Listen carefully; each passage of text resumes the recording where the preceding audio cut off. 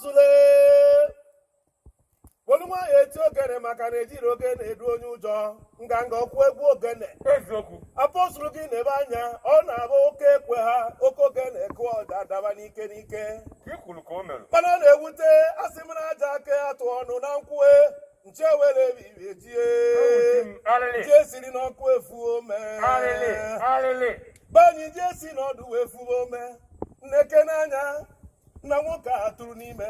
ọ bụrụ oke ọya coronavirus ị nakwanụ ibe nna anụ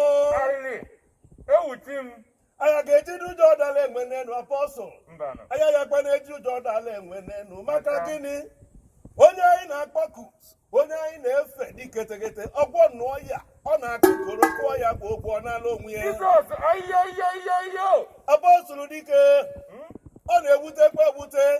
n'ime agwala ụmụ mmadụ mebe onye bụ ụlọ tika aka mana agwara anyị kwụba aka kwụsịbe ya ike ọkwọ nne agwara anyị go hand sanitizer ịbịa bịa bịacha anya o jide nje virus ọkụgbunyeọ ya anya apọstụl nwanne m n'elu ka ikuku mmanwụ a na-agbalụ koro ọsọ mana nkwụcha bụ ọkwa ụjọ ọkwa nnene ọ ya koro ya narịrị ma ọ chọrọ ya ma ọ chọghị ya apọ